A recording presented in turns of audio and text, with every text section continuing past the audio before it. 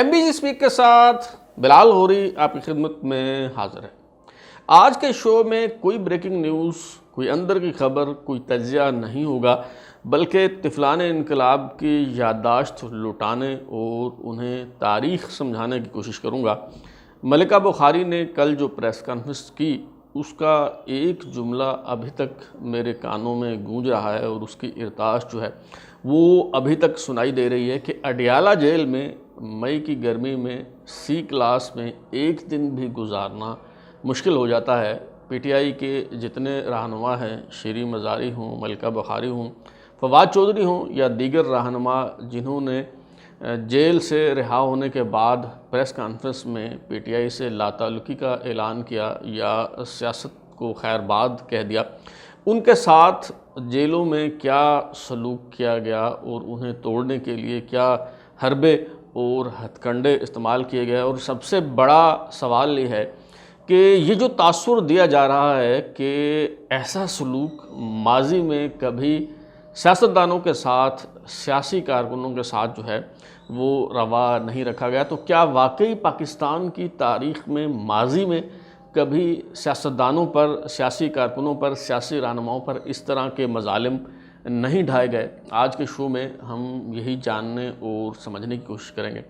پہلی بات تو یہ ہے کہ میں اپنی سوچ، اپنا موقف، اپنا نظریہ جو ہے وہ واضح کر دوں۔ میرا خیال ہے کہ خون کے دھبے خون سے نہیں دھوئے جاتے۔ اگر ماضی میں کوئی غلط کام ہوا ہے، اگر ماضی میں کوئی سیاسی جبر کی جو مثالیں ہیں وہ قائم کی گئی ہیں، تو ان روایات کو اور انہیں بنیاد بنا کے جو ہے، اور ماضی کے یہ جو واقعات ہیں انہیں مثال بنا کے حال میں مسلط جو سیاسی جبر ہے اس کو جسٹیفائی نہیں کیا جا سکتا، اس کو جائز جو ہے وہ قرار نہیں دیا جا سکتا۔ سیاسی کارکن جو ہے وہ ہر دور میں اپنی استعداد کے مطابق ظلم سہتے ہیں، اور یہ بھی ایک حقیقت ہے کہ سب کے صبر کا پیمانہ جو ہے وہ ایک جیسا نہیں ہوتا۔ کسی کی ہمت کہیں آ کے جواب دے جاتی ہے تو کسی کی ہمت جو ہے وہ کہیں آ کے جواب دے جاتی ہے۔ تو اس حوالے سے طنز و تشنیع سے جو ہے میرا خیال ہے کہ کام نہیں لینا چاہیے۔ جس نے موجودہ دور کی اگر ہم بات کریں، PTI کے لوگوں کی بھی اگر ہم بات کریں، تو میرا خیال ہے، یہ میری رائے ہے، آپ کا اتفاق کرنا اس سے جو ہے وہ ضروری نہیں ہے، میرا خیال ہے کہ جس نے بھی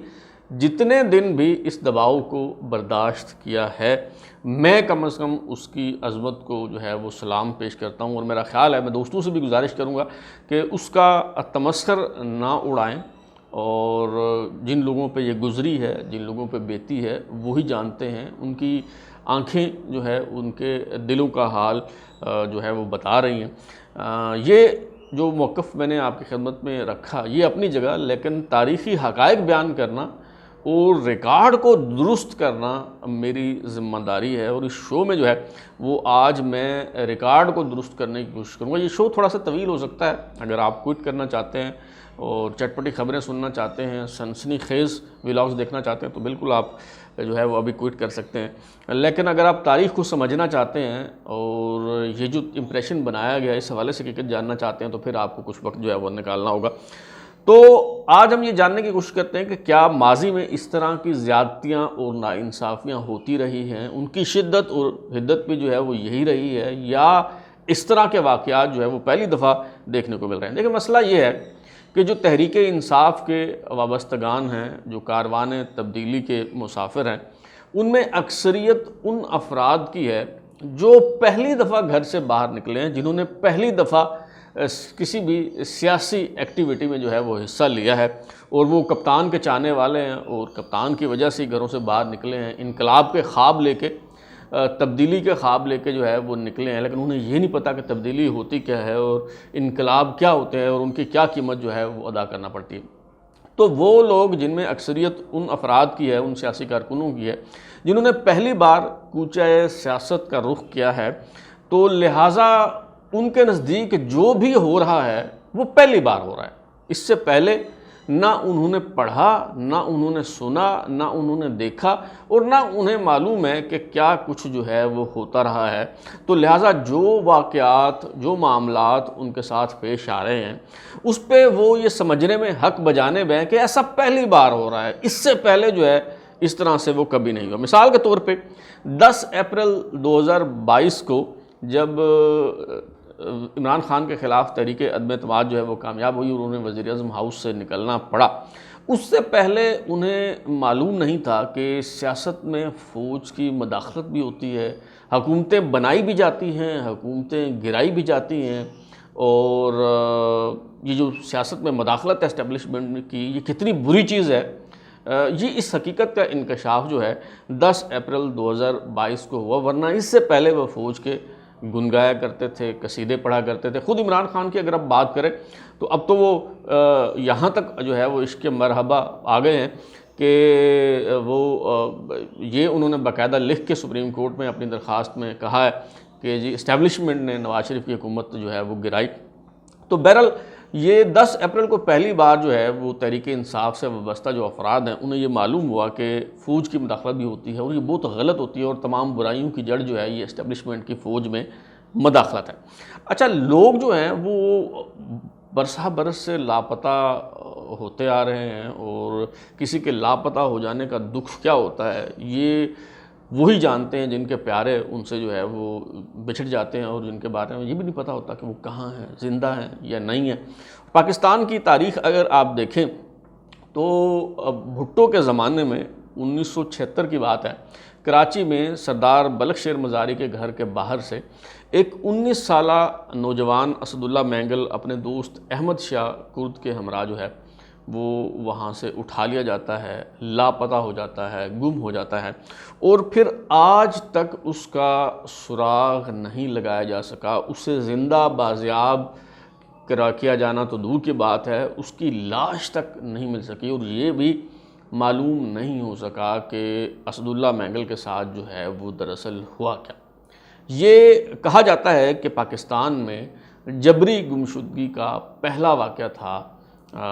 پہلی بار ایسا ہوا کہ کسی شخص کو اس طرح سے جو ہے وہ لاپتہ کر دیا گیا۔ یہ جو نوجوان ہیں 19 سالہ نوجوان اسد اللہ مینگل، یہ سردار عطا اللہ مینگل کے صاحبزادے اور سردار اختر مینگل کے جو ہیں وہ بھائی ہیں، اور یہ 1976 میں جو ہے وہ لاپتہ ہوئے تھے۔ اس کے بعد پاکستان میں لوگ لاپتہ ہوتے رہے ہیں۔ جنرل پرویز مشرف کے دور میں جبری گمشدگیوں کا یہ معاملہ جو ہے اس میں بہت زیادہ اضافہ دیکھنے کو ملا، اور اس کے بعد بھی لوگ جو ہیں وہ لاپتہ ہوتے رہے، یہاں تک کہ عمران خان کہا کرتے تھے اپوزیشن میں کہ جی اگر میں وزیر اعظم بن گیا، میرے دور میں کوئی بندہ لاپتہ ہوا تو پھر یا تو میں نہیں یا وہ نہیں، یعنی جو لاپتہ کرنے والے ہیں۔ لیکن وہ بھی رہے یہیں پہ، عمران خان صاحب بھی رہے، اور لوگ بھی لاپتہ ہوتے رہے، اور تحریک انصاف کے لوگ ان کا مذاق بھی اڑاتے رہے، اور یہ کہتے رہے کہ جی اگر لاپتہ ہوا ہے تو کچھ نہ کچھ تو کیا ہوگا، اور ایجنسیوں نے اگر اٹھایا ہے تو کچھ نہ کچھ تو اس کا معاملہ جو ہے وہ رہا ہوگا، ایسے تو نہیں ایجنسیاں جو ہیں وہ اٹھا لیتی۔ تو یہ موقف جو ہے وہ تحریک انصاف کے جو کارکن ہیں، عمران خان کے جو پیروکار ہیں، ان کا رہا، اور طفلان انقلاب جو ہیں ان کی آنکھ کھلتی ہے 10 اپریل 2022 کے بعد، جب ان کے اپنے لوگ لاپتہ ہونا شروع ہو جاتے ہیں۔ اب جیسا کہ اینکر عمران ریاض خان جو ہیں وہ مسنگ ہیں، سمیع ابراہیم اسلام آباد سے مسنگ ہو گئے ہیں، تو اب انہیں یہ معلوم ہوا ہے کہ جی لوگ لاپتہ بھی ہوتے ہیں، اور یہ کتنے دکھ کی بات ہے۔ تو اب ان پہ یہ حقیقت جو ہے وہ منکشف ہوئی ہے، اور اب جو ہے وہ یہ مطلب سوچ رہے ہیں، یہ کہہ رہے ہیں، اور وہ یہ سمجھ رہے ہیں کہ جی اس سے بڑا ظلم جو ہے وہ پہلے کبھی نہیں ہوا۔ دیکھیں نا جی لوگ لاپتہ ہو رہے ہیں، لیکن انہیں یہ نہیں پتا کہ اس سے پہلے بلکہ ان کے دور حکومت میں بھی لوگ جو ہیں وہ لاپتہ ہوتے رہے ہیں۔ اس کی وجہ یہ ہے کہ ان کا جو سیاسی شعور ہے، ان کی جو تاریخ ہے، وہ 10 اپریل 2022 سے جو ہے اس کا آغاز ہوتا ہے۔ تو میں آج بتانا چاہتا ہوں کہ اس سے پہلے سیاسی کارکنوں کے ساتھ ایک سرسری سے جائزہ، ویسے تو اگر میں بتانے بیٹھوں تو کئی گھنٹے بیت جائیں، کئی کتابیں اس پہ لکھی جا چکی ہیں، لیکن میں ایک مختصر سے جائزہ آپ کے سامنے رکھتا ہوں کہ سیاسی کارکنوں، سیاسی رہنماؤں کے ساتھ ماضی میں کیا کچھ جو ہے وہ نہیں ہوا۔ باچا خان کا نام آپ نے سنا ہوگا، عبدالغفار خان جو ہے باچا خان کے نام سے جو ہے وہ مشہور تھے۔ اپریل 1919 میں پہلی مرتبہ قیام پاکستان سے پہلے ریولٹ ایکٹ کے تحت انہیں گرفتار کیا گیا، اور پھر قیام پاکستان سے پہلے انگریزوں کے دور حکومت میں 7 مرتبہ وہ گرفتار ہوئے۔ مجموعی طور پر 14 سال 6 ماہ 9 دن حراست میں انہوں نے گزارے۔ پاکستان بننے کے بعد بھی گرفتاریوں کا سلسلہ جو ہے وہ ختم نہیں ہوا، بلکہ اس میں زیادہ تیزی آ گئی۔ 15 جون 1948 کو باچا خان پاکستان بننے کے بعد پہلی بار گرفتار ہوئے، اور پھر 12 مرتبہ انہیں حراست میں لیا گیا، مجموعی طور پر 7 مرتبہ قیام پاکستان کے بعد وہ گرفتار ہوئے، اور قیام پاکستان سے پہلے اور قیام پاکستان سے بعد یعنی اپنی پوری زندگی میں وہ 39 سال قید میں رہے، قید و بند کی صعوبتیں انہوں نے برداشت کی۔ 98 سال ان کی عمر تھی اور اس میں سے 39 سال انہوں نے جیل میں گزارے۔ اب دیکھیں نا، یہ لوگ جنہوں نے 39 دن بھی نہیں گزارے اور اس سے پہلے ان کی ہمت جواب دے گئی، ان کے اعصاب جو ہیں وہ ٹوٹ گئے اور وہ تمام شرائط، تمام باتیں تسلیم کرنے کو تیار ہو گئے۔ ان کے سامنے یہ کتنے بڑے کوہ گراں ہیں کہ جنہوں نے 39 سال جیل میں گزار دیے اور ہار نہیں مانی۔ آگے چلتے ہیں، بہت سے لوگ ہیں اس طرح، یہ آپ سنیں گے تو حیران رہ جائیں گے، آپ کو کبھی کسی نے شاید بتایا نہیں یا آپ نے پڑھا نہیں، آپ نے سمجھنے کی کوشش نہیں کی، تو آج براہ کرم جو ہے یہ ذرا سنیے اور سمجھنے کی کوشش کیجیے۔ خان عبدالصمد خان اچکزئی کا نام پتہ نہیں آپ نے سنا ہے یا نہیں سنا، لیکن محمود خان اچکزئی کا نام تو آپ نے سنا ہوگا، اور اس کی مخالفت بھی آپ کرتے ہوں گے اور اسے غدار بھی قرار دیتے ہوں گے اور اس کے خلاف ٹویٹیں بھی آپ کرتے ہوں گے۔ تو محمود خان اچکزئی کے والد تھے خان عبدالصمد خان اچکزئی، یہ بھی انگریزوں کے دور سے گرفتار ہوتے چلے آئے اور پھر پاکستان بننے کے بعد بھی گرفتاریوں کا سلسلہ جو ہے وہ تھما نہیں ہے۔ محمود خان اچکزئی کہتے ہیں کہ شعور سنبھالنے کے بعد انہیں اپنے والد کے ساتھ صرف 6 مہینے کا وقت گزارنے کا موقع ملا، اور یہ 6 مہینے بھی وہ تھے جب ان کے والد کو ان کے گھر میں نظر بند کیا گیا تھا۔ اب میں آپ کو بتاتا ہوں کہ وہ کتنا عرصہ اور کب جو ہے وہ قید رہے ہیں، اب حیران اور پریشان جو ہے وہ رہ جائیں گے۔ 1929 میں پہلی بار انہیں انگریزوں کی دور حکومت میں جو ہے گرفتار کیا گیا، اور پھر وہ 11 مرتبہ حراست میں لیے گئے، 5 مرتبہ قیام پاکستان سے پہلے اور 6 بار قیام پاکستان کے بعد جو ہے انہیں گرفتار کیا گیا۔ ایف سی آر کے تحت وہ پہلے سیاسی قیدی تھے جنہیں ایف سی آر کے تحت جو ہے وہ گرفتار کیا گیا۔ مجموعی طور پر 22 سال 1 ماہ 21 دن وہ حراست میں رہے، 66 سال کی عمر پائی انہوں نے، اور 66 سالہ زندگی میں 22 سال 1 ماہ 21 دن یعنی کوئی 33% جو زندگی ہے ان کی، وہ صعوبتیں برداشت کرتے ہوئے سیاسی جدوجہد کے دوران جیلوں میں گزری ہے۔ اور آپ حیران رہ جائیں گے کہ یہ سن کے کہ جو ہی جنرل ایوب خان نے عنان اقتدار سنبھالی تو 8 دسمبر 1958 کو عبدالصمد خان اچکزئی جو ہیں انہیں گرفتار کیا گیا، اور پھر 1969 تک مسلسل جتنا بھی ایوب خان کا دور تھا، اس دوران عبدالصمد اچکزئی جیل میں زیر حراست رہے، قید و بند کی صعوبتیں برداشت کرتے رہے۔ حسین شہید سہروردی کا نام پتہ نہیں آپ نے سنا ہے کہ نہیں سنا، وہ بہت بڑے لیڈر تھے، یہاں تک کہ میں سمجھتا ہوں کہ قائد اعظم کے پلے کے جو ہے وہ لیڈر تھے، تو وہ پاکستان کے وزیر دفاع بھی رہے اور پھر پاکستان کے وزیر اعظم بھی بنے، لیکن ان کے ساتھ کیا سلوک کیا گیا پہلے تو جو ہوا سو ہوا، لیکن ایوب خان نے اقتدار سنبھالنے کے بعد جو ہے انہیں ایبڈو کے تحت صرف نااہلی قرار نہیں دیا بلکہ انہیں جیل میں ڈال دیا۔ 7 ماہ انہوں نے قید تنہائی میں گزارے۔ اس دوران ایسے ظلم کے پہاڑ ان پر توڑے گئے کہ ان کی صحت بگڑ گئی اور وہ قریب المرگ تھے، تو تب کہیں جا کے جو ہے وہ انہیں رہا کیا گیا۔ وہ علاج کے لیے بیرون ملک گئے اور 5 دسمبر 1963 کو بیروت کے ایک ہوٹل میں پر اسرار انداز میں مردہ پائے گئے۔ یہ پاکستان کے سابق وزیر اعظم حسین شہید سہروردی کی بات جو ہے میں آپ کو بتا رہا ہوں۔ پھر اس کے بعد آپ آگے آ جائیں جی، ضیاء الحق کا جو دور ہے اس میں لاہور میں کئی عقوبت خانے ہوا کرتے تھے اور سیاسی کارکنوں کے ساتھ کیا کیا سلوک نہیں کیا گیا، آپ سنیں گے تو آپ کے رونگٹے کھڑے ہو جائیں گے، اور میں حلفاً یہ بات کہتا ہوں کہ آپ یہ روداد سنیں گے تو خواب میں آپ ڈر جایا کریں گے، آپ کو نیند نہیں آئے گی، ایسے مظالم جو ہے سیاسی کارکنوں پر جو ہے وہ ڈھائے گئے ہیں۔ بے نظیر بھٹو کی بات ہم سب سے پہلے کر لیتے ہیں۔ ان کی کتاب جو ڈاٹر آف دا ایسٹ ہے، جو اردو میں دختر مشرق کے عنوان سے شائع ہوئی، اگر آپ صرف وہ کتاب ہی پڑھ لیں تو شاید کچھ حقائق آپ پہ منکشف ہو سکیں اور آپ کو پاکستان کی سیاسی تاریخ میں سیاسی کارکنوں نے کیا قربانیاں دی ہیں اس کو کچھ ادراک جو ہے وہ آپ کو ہو سکے۔ ذوالفقار علی بھٹو کی پھانسی کے بعد 6 مہینے تک تو بے نظیر بھٹو اور ان کی والدہ کو کراچی المرتضیٰ ہاؤس میں جو ہے وہ نظر بند رکھا گیا، اور اس کے بعد کچھ عرصے کے لیے جب رہا کیا گیا تو ایک مرتبہ پھر حراست میں لے لیا گیا۔ بے نظیر بھٹو جو ہیں وہ پہلے انہیں سکھر جیل میں رکھا گیا، پھر کراچی کی جو سینٹرل جیل ہے وہاں پہ انہیں رکھا گیا۔ بھٹو خاندان میں نازو نام سے پلی یہ جو دختر مشرق ہیں، جو پنکی کے نام سے جو ہے وہ جانی جاتی تھیں، اپنے باپ کی بہت لاڈلی تھی، بہت عیش و آرام انہوں نے اپنی زندگی میں دیکھا تھا۔ تو 28 سالہ یہ جو لڑکی ہے اس کو سکھر جیل میں، کیا بتاؤں آپ کو، آپ پڑھ لیں تو آپ کو جو ہے وہ اندازہ ہو جائے گا۔ پہلے تو مارچ 1981 میں جب گرفتار کیا جاتا ہے اور سکھر جیل لے جایا جاتا ہے تو کراچی حیدرآباد سکھر کی طرف جو ہے وہ مارچ کے مہینے میں بھی اچھی خاصی سردی ہوا کرتی تھی،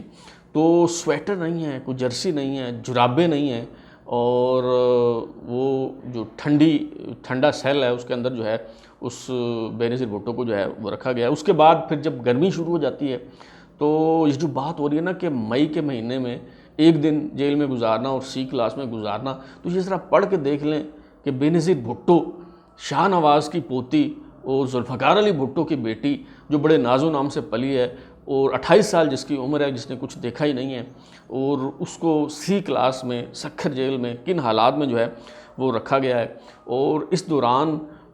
اس پہ اس طرح کے اعصابی اور نفسیاتی تشدد کیا جاتا ہے، اور ان حالات میں اسے رکھا جاتا ہے کہ بے نظیر بھٹو جو ہیں وہ نسوانی امراض کا شکار ہو جاتی ہیں، وہ رحم کے سرطان کا مرض جو ہے اسے مبتلا ہو جاتی ہیں، اور بعد ازاں انہیں آپریشن کروانا پڑتا ہے، اور ان کے کان میں جو ہے وہ پیپ پڑ جاتی ہے۔ اور یہ جو سلسلہ ہے مظالم کا یہ تب تک چلتا رہتا ہے، اور تب تک وقفے سے یا انہیں نظر بند کر دیا جاتا ہے یا گرفتار کر لیا جاتا ہے جب تک کہ وہ جلا وطنی اختیار کر کے بیرون ملک نہیں چلی جاتی۔ اسی طرح بے نظیر بھٹو کے جو ساتھی تھے، پیپلز پارٹی کے جو کارکن تھے، اور ان کے سب کے ساتھ جو ہے وہ یہی سلوک کیا گیا۔ لاہور کا جو شاہی قلعہ ہے اسے عقوبت خانے میں تبدیل کر دیا گیا۔ صرف ایک مہینے میں مارچ 1981 میں 6000 کارکن پیپلز پارٹی کے گرفتار ہوتے ہیں۔ جناب یہ ہوتی ہے سیاسی جدوجہد، اور ان میں صرف ایک بندے کی میں آپ کو مثال جو ہے وہ دوں، قاضی سلطان محمود، ایک 3 فٹ کا چھوٹے قد کا جو ہے وہ انسان ہے، پیپلز پارٹی کا کارکن ہے۔ اس کا جرم یہ ہے کہ وہ بھٹو کا جیالہ ہے، اسے گرفتار کر لیا جاتا ہے، پہلے سینٹرل جیل میاں والی، پھر ملتان، پھر اٹک جیل، پھر گجرانوالہ جیل میں رکھا جاتا ہے، اور پھر کوٹ لکھپت جیل میں 2 سال 4 ماہ جو ہے وہ قید تنہائی میں وہ بندہ گزارتا ہے۔ فوجی عدالت سے 3 سال قید بمشقت کی سزا سنائی جاتی ہے، اور عقوبت خانوں میں کس طرح اس پہ تشدد کیا جاتا ہے آپ سنیں گے تو حیران اور پریشان رہ جائیں گے۔ چمڑے کے چابک سے تشدد کرنا تو یہ تو ایک بڑی معمولی سی بات ہے، صرف ایک حربہ جو اس پہ آزمایا گیا تشدد کا وہ میں آپ کے سامنے رکھتا ہوں۔ ساری تفصیل جو ہے وہ ظاہر ہے نہیں بتائی جا سکتی۔ اسے ننگا کر کے ایک بانس کا ڈنڈا جو ہے دونوں ٹانگوں کے درمیان دے دیا جاتا ہے، اور کہا جاتا ہے کہ جی اس پہ کھڑے ہو جاؤ، اور پھر اس ڈنڈے پہ اسے کھڑا رکھا جاتا ہے۔ لیکن یہ جو پستہ قد شخص ہے قاضی سلطان محمود، وہ اس نے اتنی استقامت دکھائی کہ بڑے بڑے قد آور جو ہیں وہ نہیں دکھا پاتے۔ ہتھ کڑی جو ہے اس کے سائز کی، اس کے ہاتھ کی، چونکہ 3 فٹ کے اس کا قد تھا تو اس کی کلائی کتنی ہوگی، تو اس کے سائز کی کوئی ہتھ کڑی دستیاب نہیں ہے، تو جب اسے پیش کیا جاتا ہے عدالت میں تو اس کے گلے میں ہتھ کڑی ڈال کے لے جایا جاتا ہے۔ یہ مناظر، یہ تصویریں اخبارات میں جو ہیں وہ چھپ چکی ہیں، یہ قصے کہانیاں نہیں ہیں، یہ تاریخی حقائق ہے۔ بیگم بھٹی ایک سیاسی کارکن ہے، خفیہ ادارے کے ایک سربراہ ہیں میجر جنرل قیوم، وہ جلتے ہوئے سگریٹ سے ان کے جسم کو داغتے ہیں اور انہیں کہتے ہیں کہ پیپلز پارٹی سے لا تعلقی کا اعلان کر دو، چھوڑ دیا جائے گا۔ وہ کہتی ہے نہیں چھوڑنا۔ ناصرہ پیپلز پارٹی کے کارکن ہیں، قلعہ لاہور میں 5 ہفتے ان کے ساتھ یہی سب کچھ جو ہے وہ کیا جاتا ہے، اور بجلی کے جھٹکے دیے جاتے ہیں، ہر طرح کا تشدد آزمایا جاتا ہے۔ کہا جاتا ہے پیپلز پارٹی چھوڑ دو، بے نظیر کے خلاف گواہی دے دو، تمہیں چھوڑ دیا جائے گا، لیکن وہ ہمت نہیں ہارتی۔ اسے کہا جاتا ہے تمہارے والد، تمہاری والدہ، تمہاری بیٹی کو یہاں لایا جائے گا اور اس کے ساتھ یہی سلوک کیا جائے گا جو تمہارے ساتھ کیا جا رہا ہے۔ وہ پھر بھی سرنڈر نہیں کرتی، وہ پھر بھی پیپلز پارٹی چھوڑنے کو تیار نہیں ہوتی۔ فرخندہ بخاری ایک اور جیالی ہیں اور پیپلز پارٹی کی کارکن ہیں، ان کی کتاب یہ بازی عشق کی بازی، یہ پڑھ کے آپ دیکھ لیں۔ فوجی جو ہے اس کی کلائیاں سگریٹ سے داغتے رہتے ہیں۔ فخرالنساء کھوکھر ایک اور پیپلز پارٹی کی کارکن ہے جو بعد ازاں لاہور ہائی کورٹ کی جج بھی بنی ہے۔ ان کی کتاب ہے وکالت، عدالت اور ایوان تک، یہ ذرا پڑھ کے دیکھ لیں۔ ان کے جو شوہر ہیں وہ موریشس میں وفاقی وزیر ہیں اور شاہی خاندان سے اس خاتون کا تعلق ہے، لیکن ملتان سینٹرل جیل میں پہلے انہیں رکھا جاتا ہے، پھر کوٹ لکھپت جیل میں رکھا جاتا ہے، اور 10x10 کا ایک سیل ہے، اور اس حالت میں یہ جو سی کلاس کی باتیں کر رہی ہیں نا، میں یہ ان کے لیے جو ہے وہ سنا رہا ہوں۔ 10x10 کا ایک سیل ہے جس میں انہیں رکھا جاتا ہے، جس کے بارے میں مشہور تھا کہ یہاں جن خواتین قیدیوں کو لایا جاتا ہے یا تو وہ خودکشی کر لیتی ہیں یا ان کا نروس بریک ڈاؤن ہو جاتا ہے، لیکن فخر النساء کھوکھر کا نروس بریک ڈاؤن نہیں ہوتا۔ وہ پیپلز پارٹی چھوڑنے اور بھٹو کی بیٹی کے ساتھ لاتعلقی کا اعلان کرنے پہ تیار جو ہے وہ نہیں ہوتی۔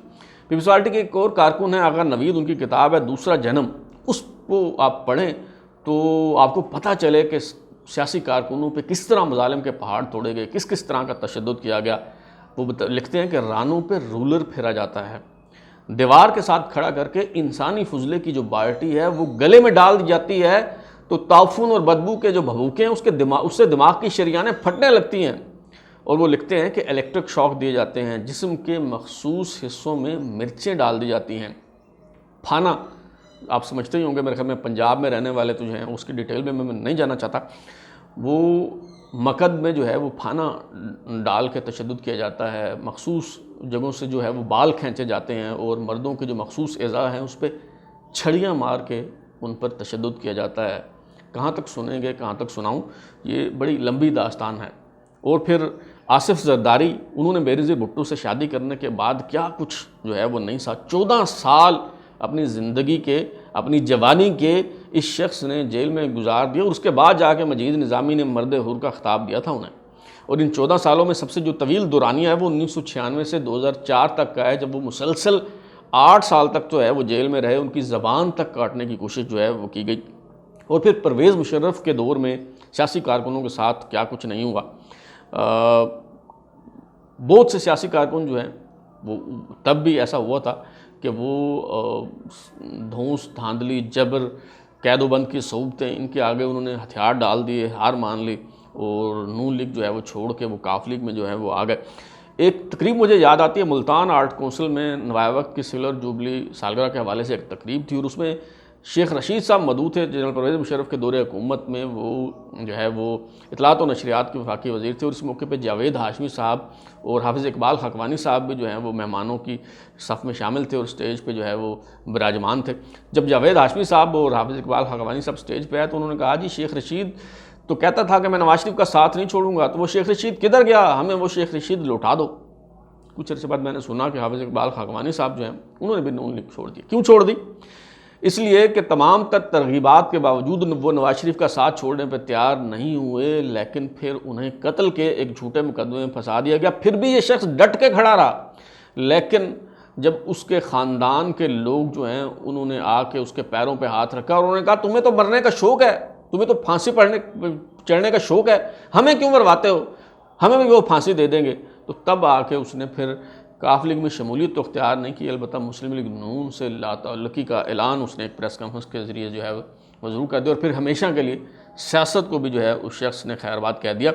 تو جاوید ہاشمی سے پوچھیں جناب قید کیا ہوتی ہے، قید و بند کی صعوبتیں جو ہیں وہ کیا ہوتی ہیں، اڈیالہ جیل میں قید کے دن کیسے صبر اور ہمت اور استقامت کے ساتھ جو ہے وہ کاٹے جاتے ہیں۔ 2003 سے 2007 تک 4 سال کے دوران جاوید ہاشمی پہ ظلم و جبر کے کون سے پہاڑ نہیں توڑے گئے اور کس طرح اس نے قید تنہائی کاٹی، ذرا یہ جاوید ہاشمی سے پوچھ کے دیکھیں۔ پرویز رشید سے پوچھیں ظلم و جبر جو ہے وہ کیا ہوتا ہے، پرویز مشرف کے دور میں پرویز رشید صاحب کے ساتھ جو ہے وہ کیا سلوک کیا گیا۔ میں تفصیلات بتا کر جو ہے وہ تلخ یادیں تازہ نہیں کرنا چاہتا، صرف ایک واقعہ جو کئی بار کوٹ ہو چکا ہے، بیان ہو چکا ہے، مختلف لوگ لکھ چکے ہیں، بیان کر چکے ہیں، وہ میں صرف آپ کو بتاؤں گا۔ ان کی بیٹی جب ان سے ملنے آئی، وہ عقوبت خانے میں تھے جنرل پرویز مشرف کے، تو اس حالت میں انہیں اپنی بیٹی کے سامنے بٹھا دیا گیا کہ پرویز رشید صاحب کی جو شلوار ہے وہ خون میں لتھڑی ہوئی تھی۔ بیٹی، باپ اور بیٹی ایک دوسرے سے آنکھیں چار نہیں کر سکتے تھے، اور اس قدر بدترین جسمانی تشدد کیا گیا پرویز رشید صاحب پہ کہ بعد ازاں انہیں بیرون ملک اپنا علاج کروانا پڑا۔ کئی ماہ تک ان کی ٹریٹمنٹ جو ہے وہ چلتی رہی، اور ماہر نفسیات سے جو ہے وہ اپنا علاج کرواتے رہے۔ پرویز رشید صاحب نے اس جمہوریت کے لیے، سویلین بالادستی کے لیے، اظہار رائے کی آزادی کے لیے وہ قربانیاں دی ہیں کہ ہم سب مل کر بھی اس کا خراج ادا نہیں کر سکتے۔ تو جناب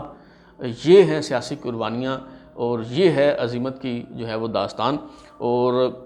یہ ہے ظلم و جبر جو آپ کے ساتھ اگر ہو تو آپ کی روح تک کام جائے۔ قصہ مختصر یہ جناب کہ ماضی قریب میں دیکھ لیں سیاسی کارکنوں کے ساتھ جو ہے وہ کیا کچھ نہیں ہوا۔ آپ تو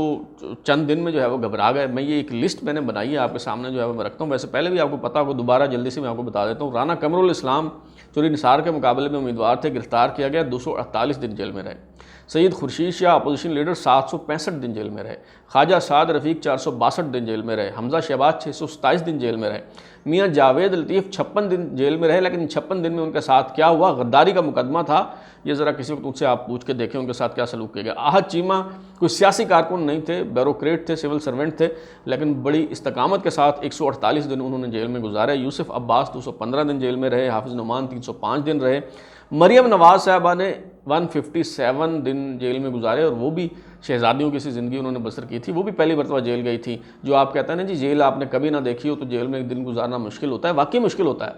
لیکن مریم نواز بھی پہلی بار جیل میں گئی تھی اور 157 دن انہوں نے جیل میں گزارے اور بڑی استقامت اور بہادری کے ساتھ گزارے۔ شہباز شریف صاحب جو ہیں 207 دن جیل میں رہے۔ آصف زرداری 185 دن جیل میں رہے، یہ تحریک انصاف کے دور حکومت کی بات ہو رہی ہے۔ فریال تالپور صاحبہ جو ہیں وہ 187 دن جیل میں رہیں۔ رانا ثناء اللہ جن پہ منشیات کا کیس بنا دیا گیا 174 دن جیل میں رہے۔ حنیف عباسی جو ہیں 352 دن انہوں نے جیل میں گزارے۔ مفتاح اسماعیل 140 دن جیل میں رہے۔ کامران مائیکل سابق وفاقی وزیر 270 دن جیل میں رہے۔ کیپٹن صفدر 53 دن انہوں نے جیل میں گزارے۔ شاہد خاقان عباسی 222 دن جیل میں رہے۔ احسن اقبال نے 66 دن جیل میں گزارے۔ خواجہ آصف 176 دن جیل میں رہے۔ نواز شریف نے 374 دن جیل میں گزارے، اور کس طرح کا سلوک ان سے کیا گیا۔ آپ کا لیڈر امریکہ سے کہتا تھا میں آؤں گا اور اس کا اے سی اتار دوں گا، پنکھا اتار دوں گا، اور یہ کر دوں گا اور وہ کر دوں گا۔ اور یہ جو سی کلاس کا قانون ہے ملکہ بخاری صاحبہ، یہ تحریک انصاف کے حکومت نے آپ کے دور میں جو ہے یہ بنایا گیا کہ ہر طرح کے قیدی کو جو ہے وہ سی کلاس دی جائے گی۔ قصہ مختصر یہ ہے کہ آپ نے جتنی استقامت دکھائی یا دکھا رہے ہیں، میں اس پر بھی آپ کو سلام پیش کرتا ہوں، اور آپ کی جو عظمت ہے، جتنی بھی استقامت آپ نے دکھائی ہے، جیسے میں نے کہا کہ ہر کسی کا صبر کا پیمانہ جو ہے، ہمت کا پیمانہ جو ہے وہ الگ الگ ہوتا ہے، تو کسی کو میں متون نہیں کرتا، لیکن ریکارڈ درست کر لیں۔ یہ جو آپ کہہ رہے ہیں کہ ماضی میں کبھی ایسا ہوا نہیں ہے جو ظلم و جبر اب روا رکھا جا رہا ہے، تو ایسا نہیں ہے۔ آپ تو پل بھر میں بکھر گئے ہیں۔ ہم نے ایسے سیاسی کارکن دیکھے ہیں جو رکے تو کوہ گراں تھے اور چلے تو جان سے گزر گئے۔ اب تک لیے اتنا ہی۔ بلال لوری کو اجازت دیجیے، پھر ملاقات ہوگی۔ اگر آپ کو ہمارا شو پسند آیا تو اسے لائک کریں، کامنٹ کریں، شیئر کریں، اور ہمارا چینل سبسکرائب کرنے کے بعد بیل آئکن گھنٹی ضرور دبائیں تاکہ آپ کو نئی ویڈیوز کے نوٹیفیکیشن ملتے رہیں۔ بہت شکریہ۔